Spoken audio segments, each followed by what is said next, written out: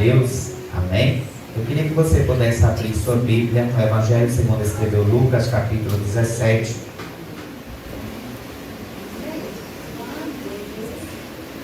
Essa semana nós começamos aí com algumas mudanças. Lembramos aos irmãos que durante a semana os nossos cultos passam a ser toda terça-feira às 19 horas e 30 minutos. Na terça-feira, amém?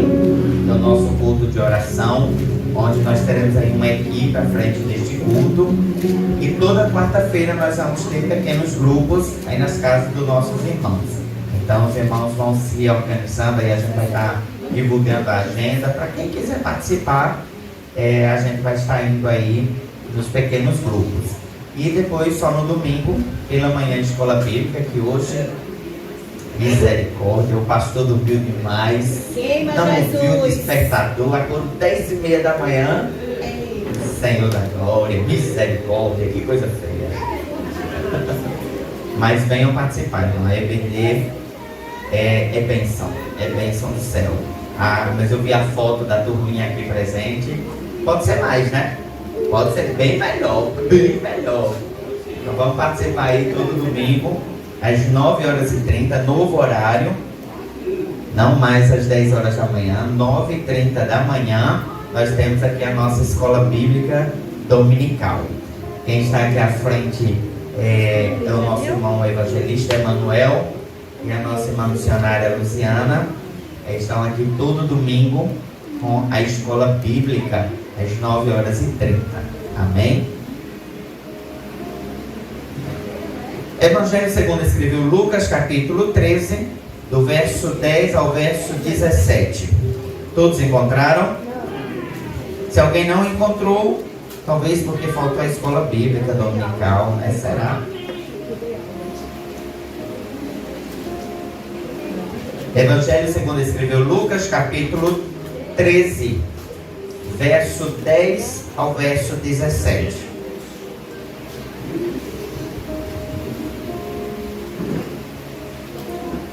Todos encontraram? A gente vai fazer uma leitura, eu vou citar o nome de quem vai continuar lendo, tá? Para a gente ver se está todo mundo atento ao texto da palavra. Vou ler o verso 10, e aí eu vou citando o nome aleatório, aí você segue com a leitura bem alta. Sabe aquela voz de Samaro, aquela voz de Luciana? Bota aí para valer, para poder a gente ouvir. Amém? Evangelho segundo escreveu Lucas, capítulo 13, a partir do verso 10, diz assim: certo sábado, Jesus estava ensinando numa das sinagogas. Luciana. E veio ali uma mulher possessa de um espírito de enfermidade. Havia já 18 anos.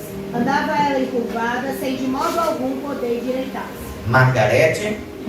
Ao vê-lo, Jesus já chamou e disse: mulher, você está livre de sua enfermidade. Wilma. E pôs suas mãos, e ela logo se endireitou e glorificava a Deus. Daniel.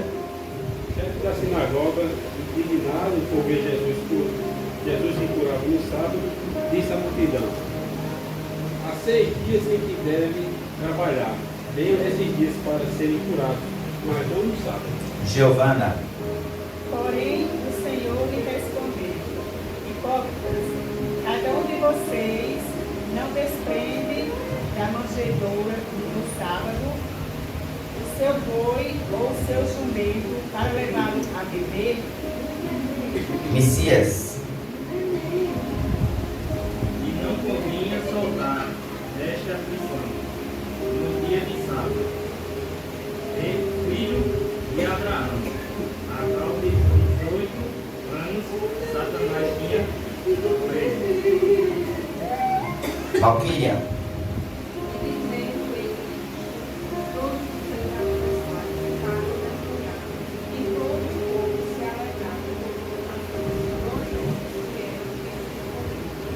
Amém. Feche seus olhos, curva sua cabeça, Pai. Nós pedimos que nesse momento sejamos alcançados mais uma vez por Tua palavra, por Tua vontade a cada um de nós. Deus que é de misericórdia, Deus que é excelente, Deus que faz coisas extraordinárias sobre as nossas vidas. Tu és um Deus grande, Pai. e digno de ser exaltado em todo o tempo para com cada um de nós. Tu és Deus sobre todas as coisas, e a Ti nós rendemos louvor e adoração. Amém. Podeis assentar?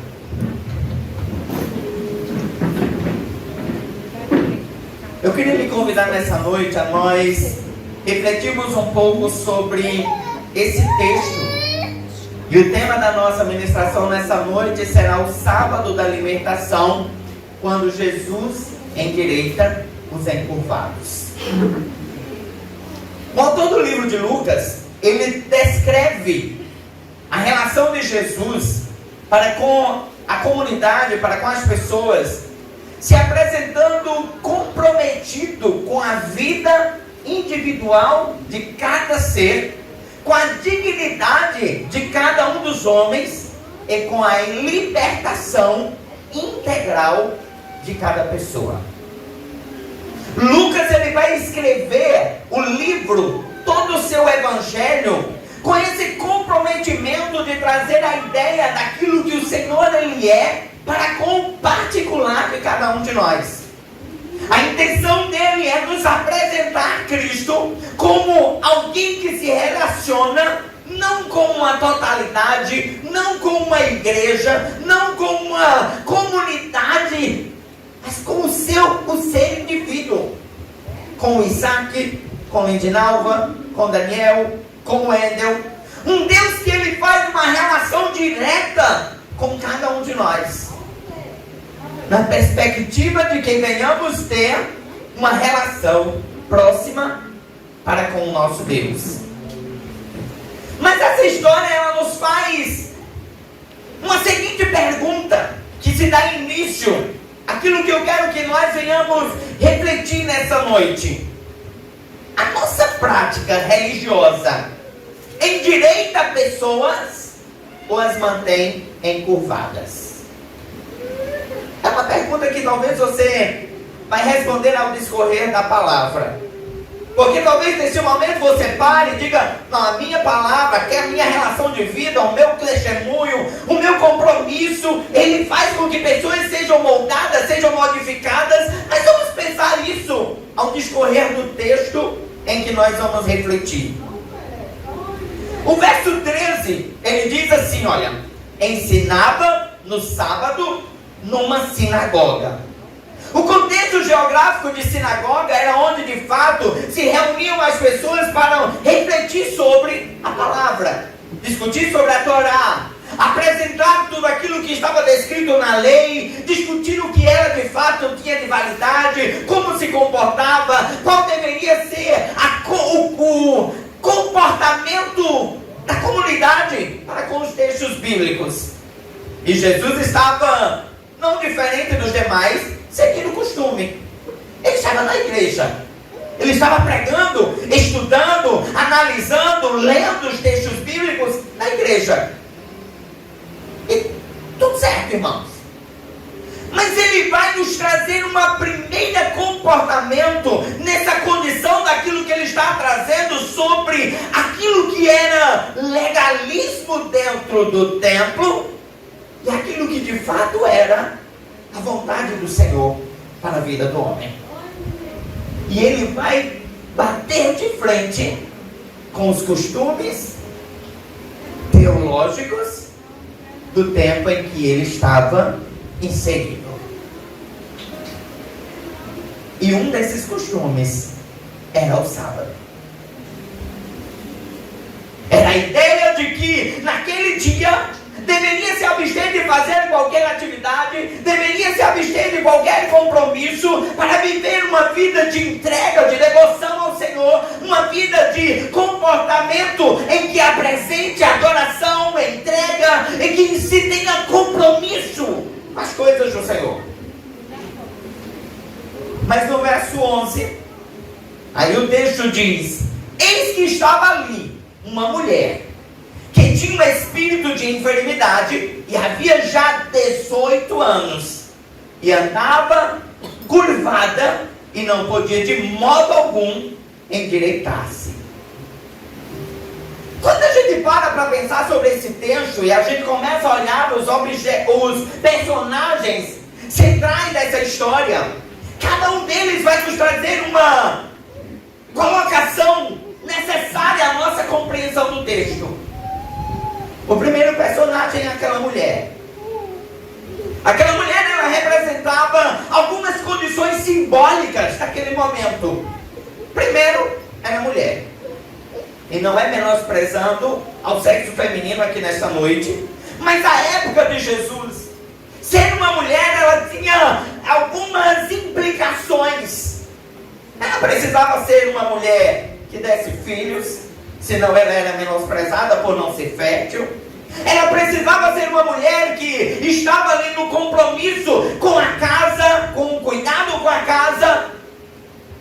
Mas ela tinha implicações. Quando viúva, essa semana minha mãe perguntava: por que se orava pelos órfãos e pelas viúvas? Apenas pelos contextos geográficos, históricos. Naquela condição, uma mulher, quando ela se tornava viúva, ela se tornava uma mulher dependente do cuidado daqueles que deliberadamente a ajudassem. Ou seja, se quisesse dar. Dependia de doação. Dependia da entrega de alguém. Dependia de que alguém pudesse a sustentar, a oferecer mantimento. E essa era uma das implicações para aquela condição. Então aquela mulher, ela já representava uma condição de, uma característica do seu tempo, de que ser mulher já estava à margem. Não era uma prioridade. Mas além de ter essa condição social, aquela mulher era encurvada, doente. A sua condição, ela estava andando a sua vida constantemente. Irmãos, imagina 18 anos. 18 anos, a vida daquela mulher era andar assim. Era o comportamento dela. Ela não conseguia erguer a cabeça, olhar adiante. Ela caminhava e ela andava a vida inteira nessa posição.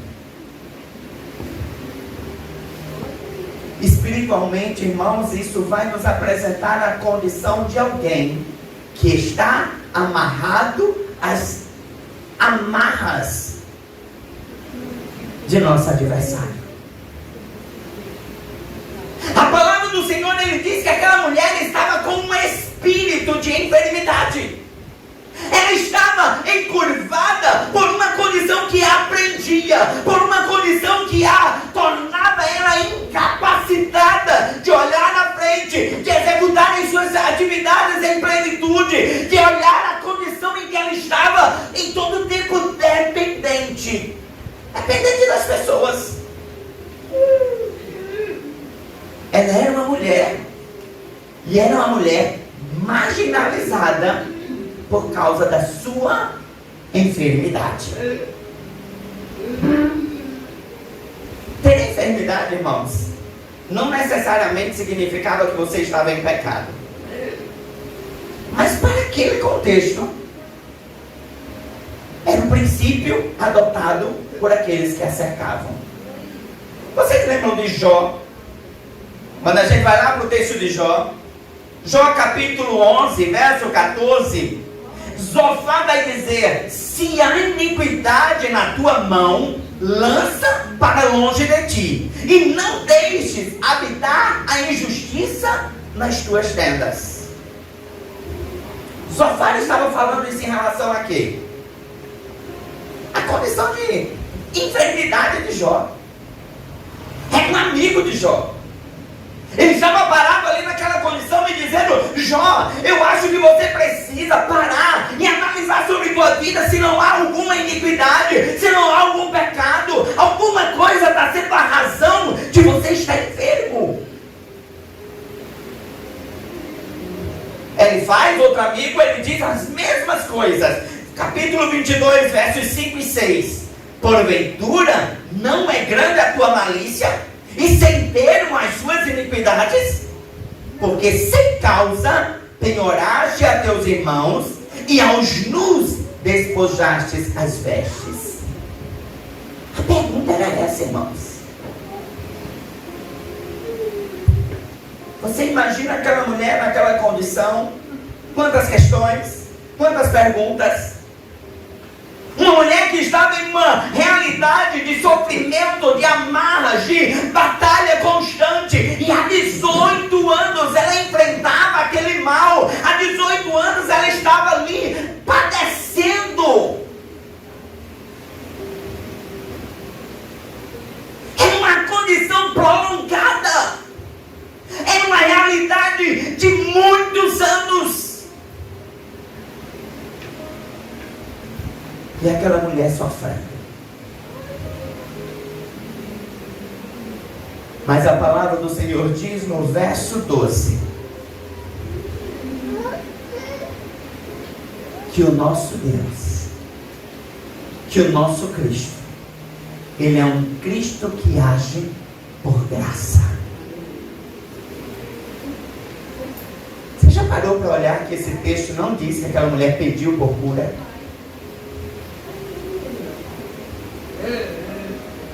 O texto diz: vendo-a Jesus, chamou ela para si e disse-lhe: mulher, estás livre da tua enfermidade. Irmãos, esse texto, ele vai nos trazer uma compreensão de que a nossa condição de amarras, ou melhor, a condição em que nós devíamos amarrados àquilo que era do nosso adversário, a espíritos que nos prendiam, é a graça do Senhor que nos encontra. O Senhor, Ele olha para nós e a sua misericórdia se depara com nós. Olha para a nossa realidade, faz uma análise do nosso comportamento e Ele diz: eu quero que seja livre. O texto aponta para um Cristo que olha para nós com graça. A mulher, ela não pede, porque para que nós venhamos ser alcançados pela libertação do Senhor, para que nós venhamos ser alcançados por uma vida transformada, não é nós que vamos, mas o Senhor que nos atrai. Glória! É o poder da presença de Deus. Irmãos, nós por muitas vezes nos colocamos na condição de que estamos merecendo. Jesus não queria ensinar aquela mulher.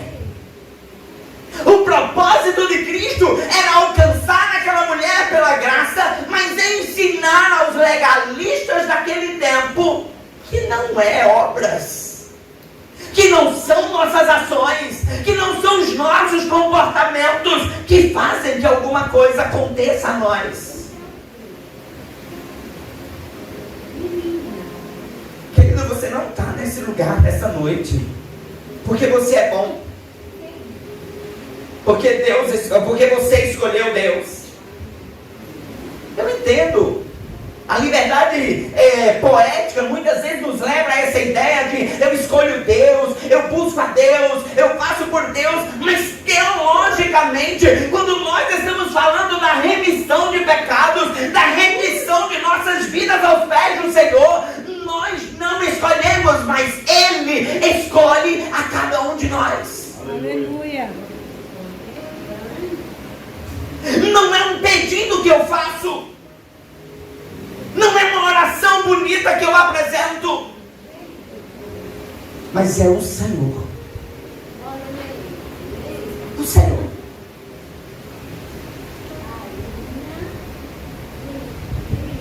É graça. É favor que não merecemos. É uma ação que Deus exerce sobre nós, que não vem motivada por aquilo que eu entreguei. Não. Sabe o que é difícil para nós entendermos isso, irmãos? Porque nós estamos habituados à prática humana, que se fizermos, recebemos algo em troca. E de repente nos deparamos com um Deus que olha para cada um de nós e Ele faz sobre nossas vidas, independente das nossas ações. Porque se formos olhar para quem éramos, o que essa mulher fez para receber? Porque ela estava no templo?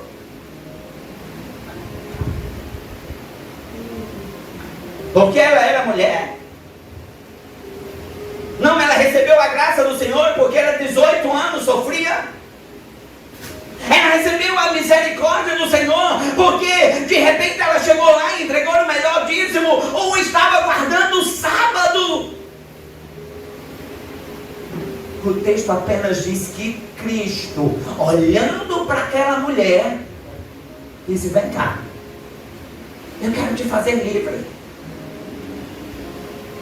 A graça do Senhor, ela nos alcança exatamente nesse formato, onde Deus em algum momento chegou e fez: ei, vem cá, Edgilson, eu quero te fazer livre. Eu quero lhe soltar das amarras do pecado. Eu quero lhe soltar das condições em que estavas preso. E agora eu quero lhe trazer liberdade.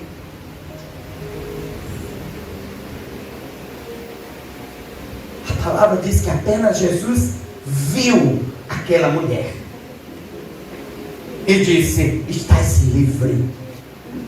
Irmãos, esse termo livre no texto bíblico, ele vem de uma palavra grega apoloio, que diz exatamente libertar prisioneiros, perdoar dívidas, dissolver laços. Ele não fala de doença. Ele está falando de fato de prisão. Ele está dizendo que Cristo olhou para aquela mulher e disse: olha, eu quero te fazer livre de todas as amarras que tem lhe mantido encurvada, que tem lhe mantido presa a essas condições que por muitas vezes você olha e diz: eu não posso me livrar dela. Talvez aquela mulher estava acostumada àquilo. Talvez para aquela mulher a realidade era: isso é o que tem para a minha vida. Sabe aquela fala de Gabriela? Eu nasci assim, e eu vou crescer e vou morrer assim. Cristo estava olhando para aquela mulher e dizendo: você nasceu assim, mas você não precisa morrer assim. Era Cristo dizendo: eu quero te fazer em uma realidade de vida diferente. Eu quero lhe fazer uma pessoa com um novo nome, com uma nova identidade, com um novo comportamento. Graça, irmãos. Sabe quando nós nos separamos com essa realidade? É um Cristo que olha e diz: ei, Emanuel, eu decido a partir de hoje, você vai ser diferente. Eu te desprendo. O que nos afasta de Deus? O pecado.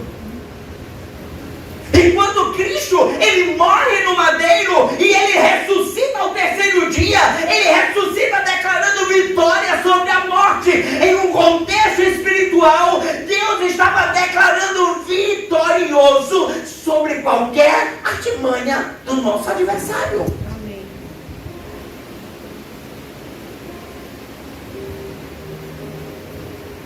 Cristo estava declarando que a sua vida, que o seu comprometimento era com o particular de cada homem, e o seu propósito era tornar livre cada pessoa que aprovasse a sua graça. Fazer livre, libertar.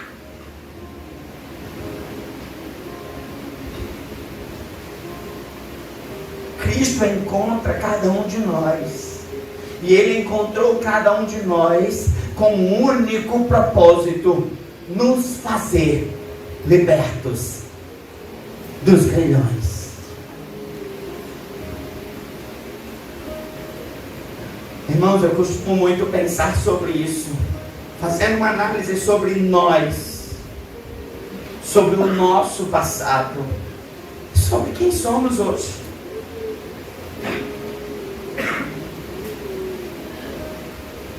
querido, você consegue fazer essa análise pensando em você mesmo. Olha para você. Quem era Giovana?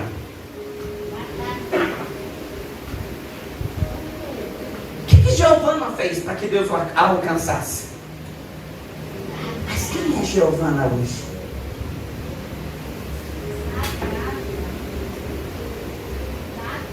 Quem era Joséilda?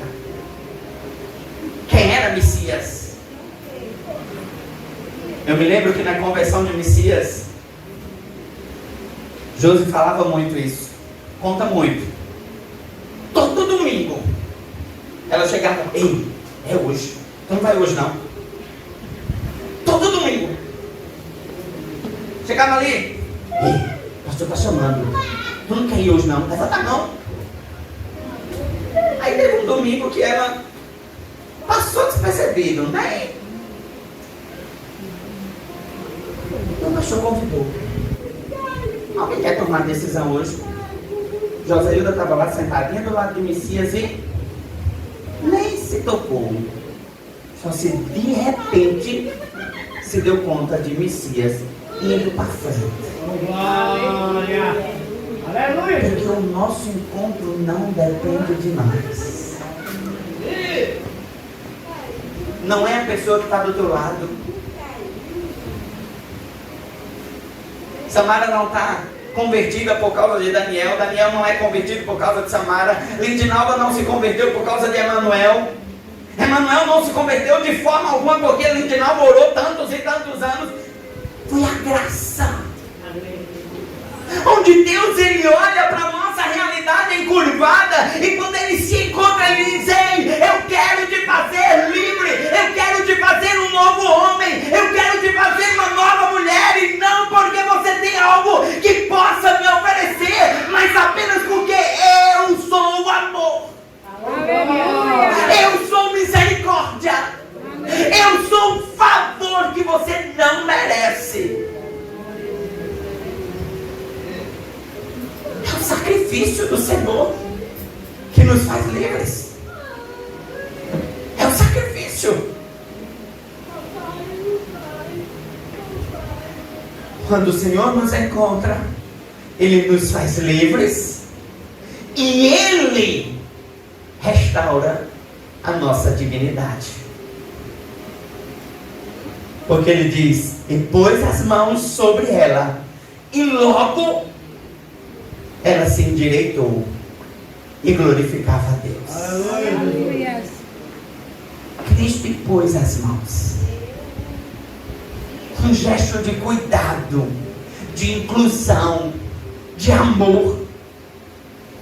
Ele não só fez assim: ei, tu que está aí, ó, tu que está sentada lá atrás, estou te tornando livre. Ele chegou perto e ele tocou e disse: ei, eu quero que você seja livre.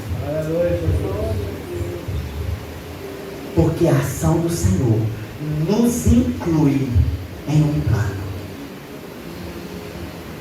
A ação do Senhor não é uma ação aleatória, não é algo sem propósito, não é algo sem um compromisso, um comprometimento, não é algo que acontece numa sorte, numa virada de ano, que foi lá, jogou um jogo, epa, caiu, sou eu. Não. Ele chega pertinho e diz: ei, eu tenho um plano. Eu tenho um plano sobre a tua vida. Eu tenho um plano sobre a tua realidade. Eu quero fazer novas as coisas sobre a tua vida. Essa é a graça do Senhor. Aleluia! Onde Ele vem para transformar. E Ele é quem faz essa transformação em nós. É Ele. Ele põe as mãos e Ele executa imediatamente a mudança naquela vida. E em resposta, aquela mulher glorifica o Senhor. Em resposta, nós nos tornamos representação de adoração ao Senhor. Irmãos, nós adoramos ao Senhor por causa do Senhor. Porque é esse efeito que causa em nós. Eu vi uma frase, eu não lembro de quem foi, alguém postou uma frase hoje no Instagram que dizia: aquilo que mais sai de nós é o que mais estamos cheios. E sabe quando você está cheio de Deus, e você começa a viver uma vida que fala de Deus, que se compromete com Deus, em que o seu comportamento fala de Deus, a sua fala mostra Deus, as suas atitudes mostram, representam Deus.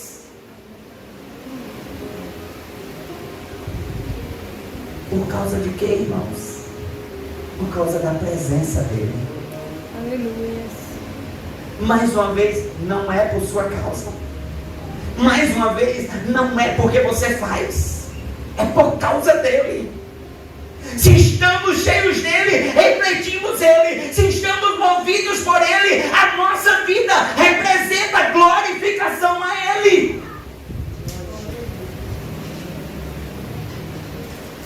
O toque do Senhor, ele faz aqui, ó, uma mudança de 360 graus. Aleluia! Não é 180, não é 90, não é 270, 360. É uma volta completa, é uma transformação inteira. Aleluia. Inteiro.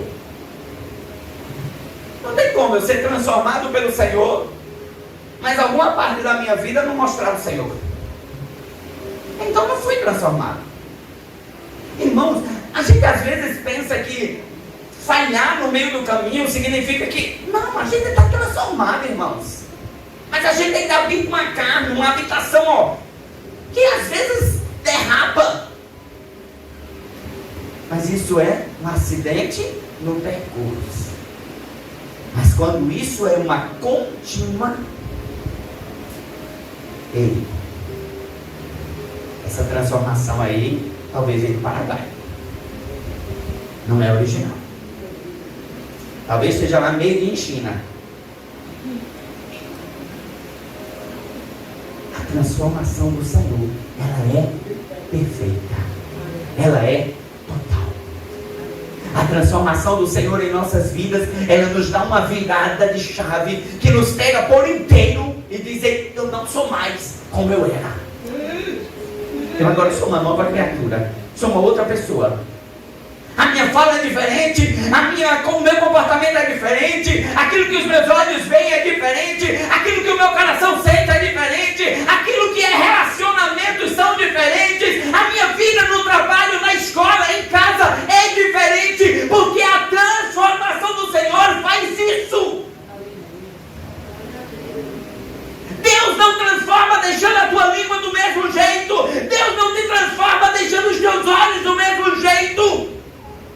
Ele transforma por inteiro. O toque do Senhor faz mudança. Quando aquela mulher do fluxo de sangue toca nas vestes de Jesus, o que ela faz? Ela sente virtude. E a palavra do Senhor diz que é estancado instantaneamente. Não foi aos pouquinhos. Foi instantâneo. Assim que o Senhor faz.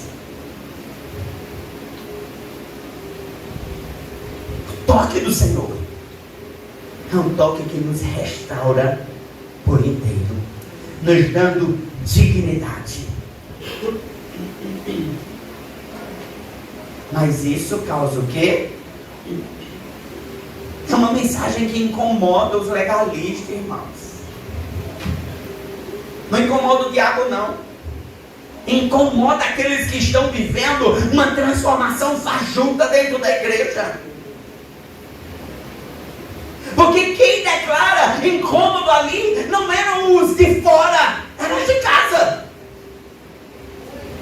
Um príncipe da sinagoga, indignado, porque Jesus estava curando no sábado, disse: 6 dias há em que é mister trabalhar.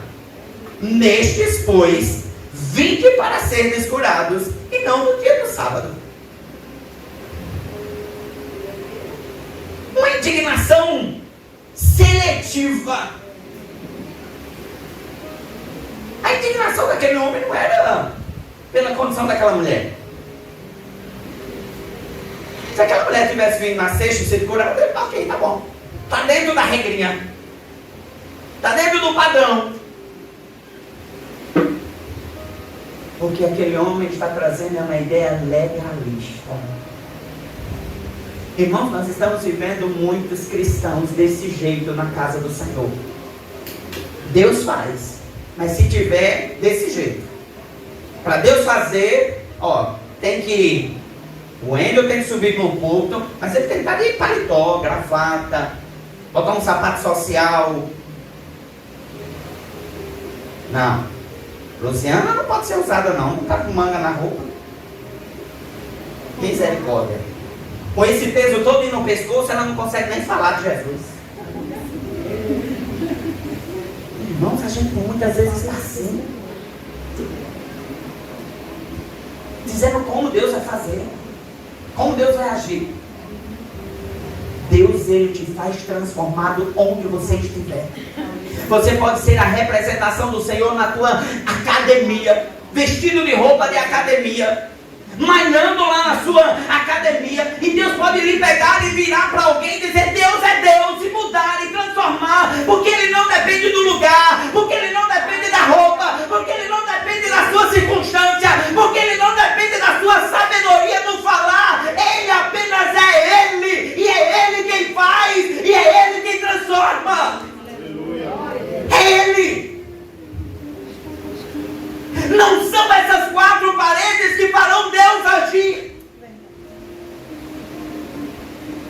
É Deus. Como Deus já falou ao meu coração nos pequenos grupos, em um ambiente que não é quatro paredes de igreja, mas que você senta ali e você começa a falar do Senhor, e algo vai fluindo, e o outro vai acrescentando, e o outro vai somando, e de repente a glória se estabelece naquele ambiente domiciliar, irmãos.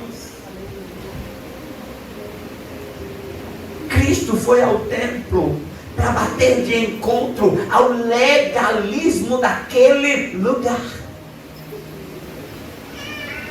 É como se Cristo estivesse dizendo: vocês chegam aqui, vocês leem a Torá, vocês estudam a lei, mas isso não faz parte da vida de vocês.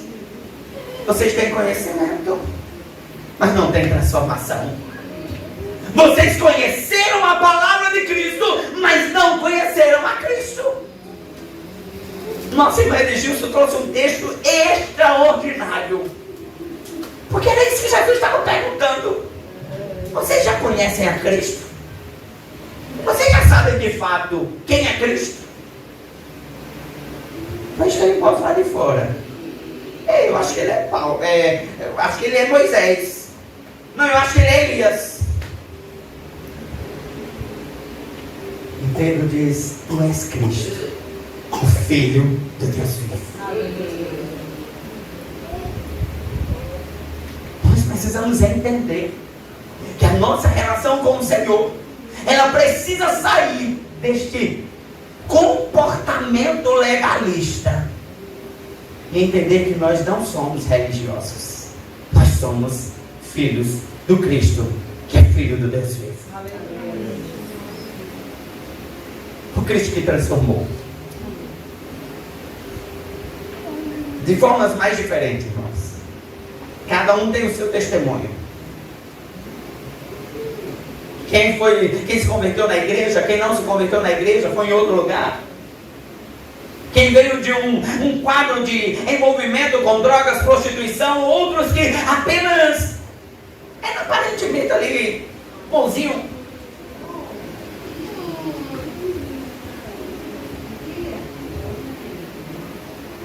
O argumento de Jesus para com aquelas pessoas era sobre um sábado, mas um sábado reinterpretado. Porque Jesus, diante daquele argumento do príncipe da sinagoga, ele diz: você é hipócrita. Ele diz abertamente: tu és um hipócrita.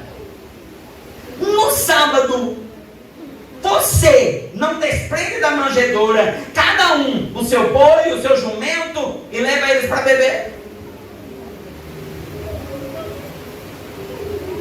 E aí ele olha para aquela mulher, aponta e diz: não convinha soltar esta da prisão só porque hoje é sábado? Irmãos, o nosso legalismo é muito assim. Se nos favorecer, a gente até muda a regra. Mas se não nos favorecer, ei, a regra é essa. Preto é preto, branco é branco. Não pode ser diferente. E Jesus está dizendo: Cristo veio para libertar a cada um de nós. Porque Ele não está preso aos dogmas do seu meio. Ele é Cristo. Ele é Cristo. Ele diz que se um animal é solto, quanto mais uma pessoa. Irmão, Jesus, ele é extraordinário. Porque ele olha e diz assim: meu filho, tu tem tanta misericórdia dos bois e das ovelhas lá no teu curral, mas tu não tem misericórdia dessa mulher.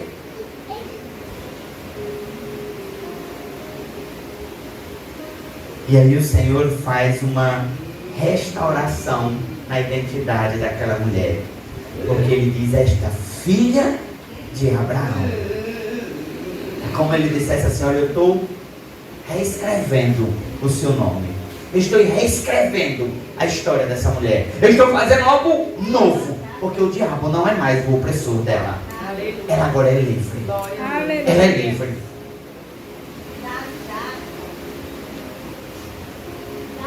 Essa é a história, irmão, que nos traz um desfecho. E um desfecho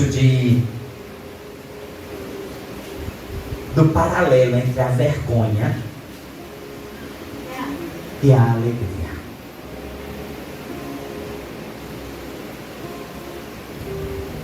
Os adversários são envergonhados no seu comportamento.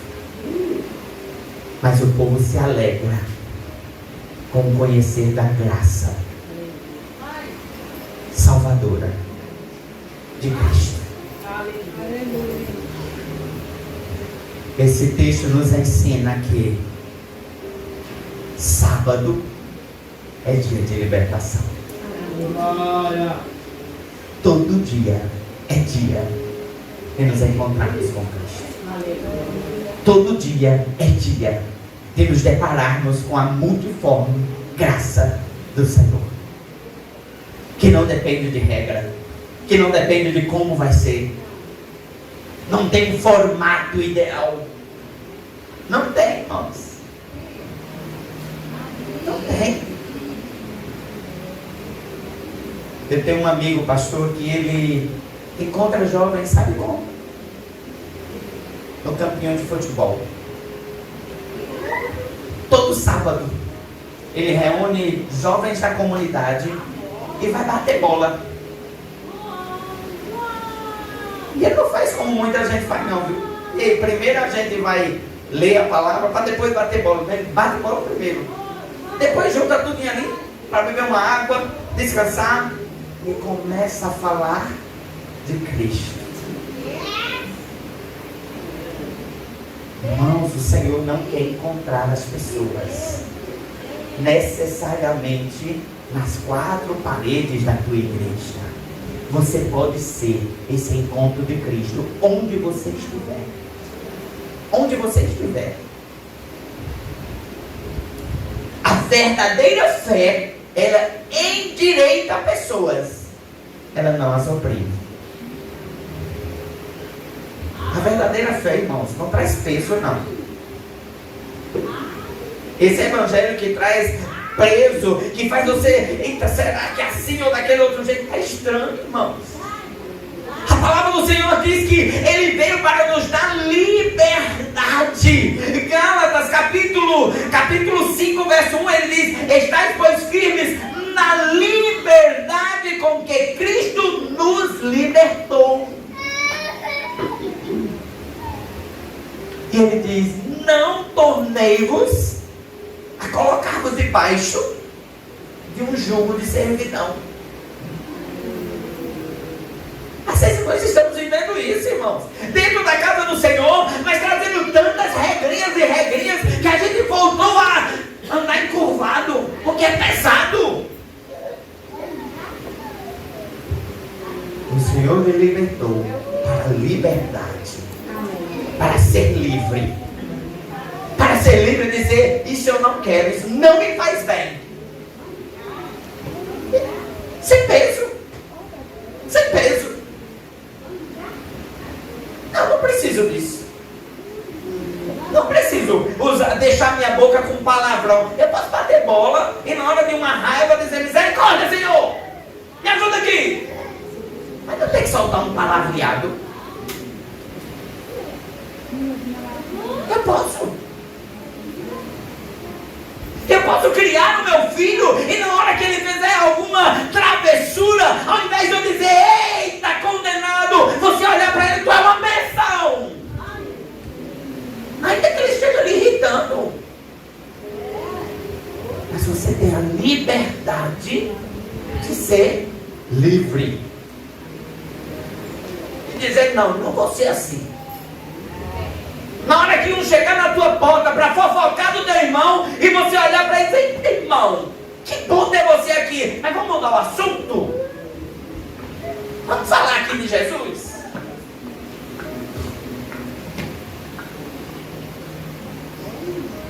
Irmãos, às vezes a gente está se prendendo em jogo porque nós escolhemos. Quem disse que para você romper ano tinha que estar de unha feita, cabelo arrumado, roupa nova? Não, irmãos. Mas às vezes você se endivida, não paga ninguém, só para estar no padrão do mundo. Que evangelho é esse? Que tu não pode olhar e dizer: ei, eu não tenho condições, tá bom, não vou. Não vou, não preciso. Cristo nos liberta para de fato sermos livres.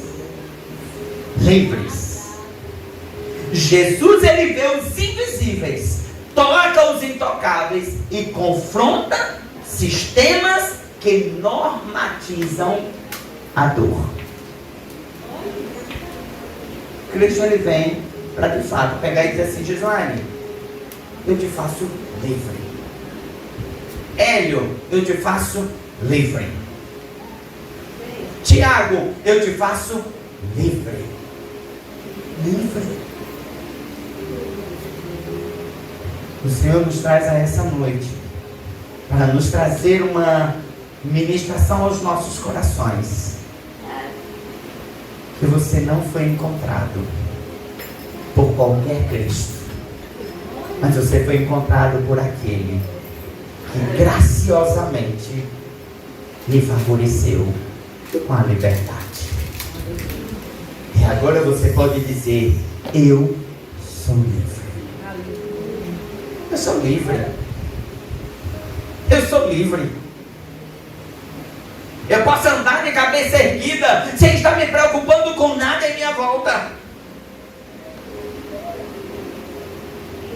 porque eu sou livre. Eu sou livre. O Senhor nos fez livres por seu amor, por sua misericórdia, por sua graça. Vamos ficar de pé. Vamos orar ao nosso Deus.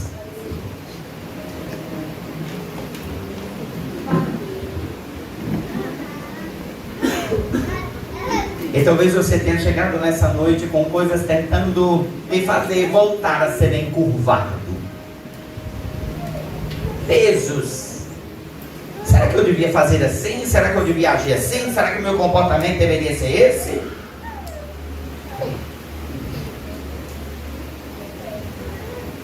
Mas você pode fazer sua oração ao Senhor nessa noite dizendo: Pai, um dia o Senhor me alcançou. Um dia o Senhor me fez livre. não voltarei mais à prisão. Porque eu sei quem é o meu Deus. Tu és o Cristo, o Filho do Deus vivo. Amém. Nós vamos orar.